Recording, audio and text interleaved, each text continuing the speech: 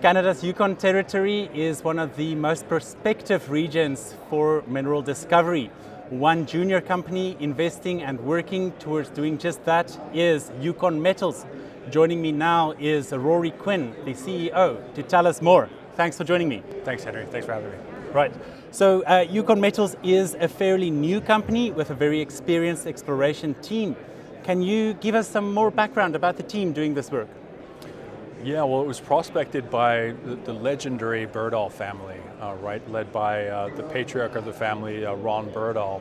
To give you a bit of a genesis of the company and a data point, so the Berdahls were really where the Snowline assets came from. The portfolio that they generated over 30 years of prospecting in the Yukon had a primary gold component, which was floated as Snowline gold. And then the balance of their portfolio tended to be copper, gold, silver, lead, zinc, and there's some critical minerals there as well. Mm-hmm. And so that was floated as Yukon Metals. So we had that team. We've since developed a very good, experienced team of our own and have been aggressively taking those projects forward.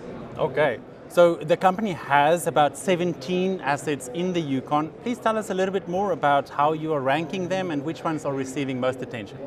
Yeah, good question. When you've got 17 assets, it behooved us to do some prioritizing. So we really prioritized 3 assets on potential, but then also accessibility. So the 3 assets are Star River.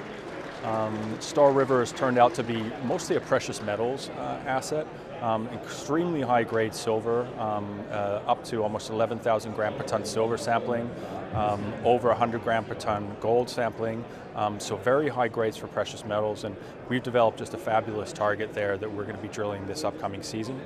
AZ is another asset. I just put news out on Wednesday, and there we've got high-grade copper at surface, outcropping up to 3.5% copper, only 6 kilometers away from the Alaska Highway. So great accessibility there. I should actually say it's Star River. That's also on a all-weather access road that's plowed by the government. 5-hour drive from Whitehorse, very accessible.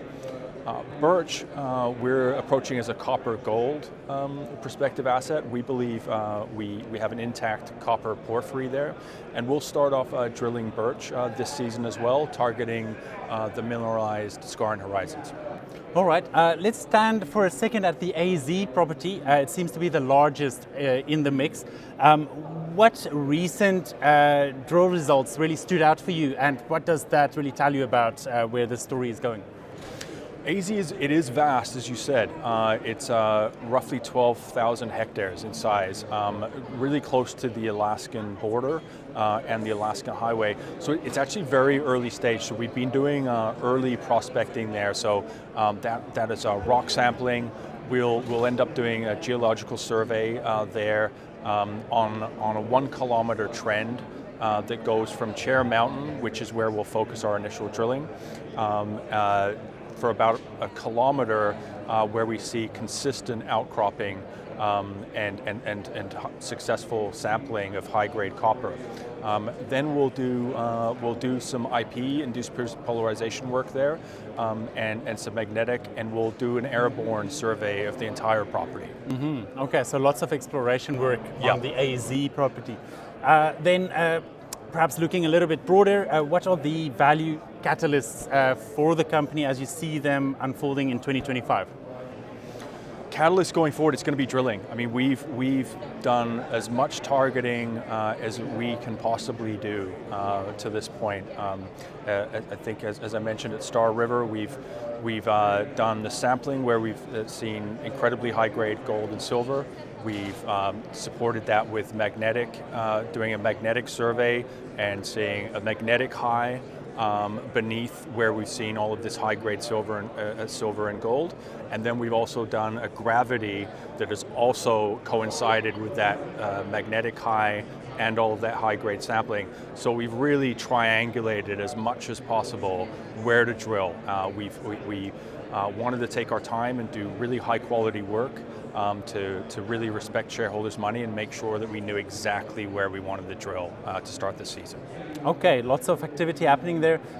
Then just finally, briefly, tell us just a little bit about the owners, major backers for the company. Yeah, no, I mean, we have, thanks for that question, we have a tremendous list of shareholders. So first and foremost is the Birdall family.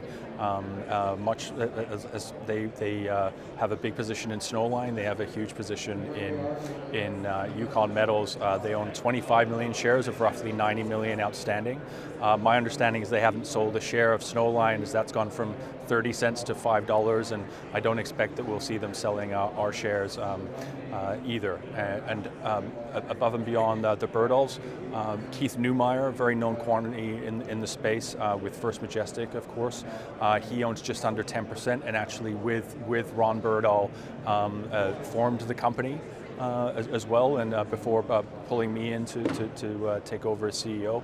And Mark Wolverton, a very known quantity here in Vancouver, owns just under 10%. Haywood, really a who's who of the senior brokers at Haywood, own the stock. Canaccord came into the initial financing. Commodity Capital, Crescat. So really, you couldn't ask for better for a company of this size at this stage. You couldn't ask for any better group of shareholders. Yeah, all the names you would want to hear Yes. in your Rolodex. Yeah. All right, is there perhaps anything else to share about Yukon Metals and its strategy? I think stay tuned. We did such good work last year. We've got a tremendous technical team an experienced technical team where we can advance drilling on 3 projects at the same time. And so geologically, incredibly exciting.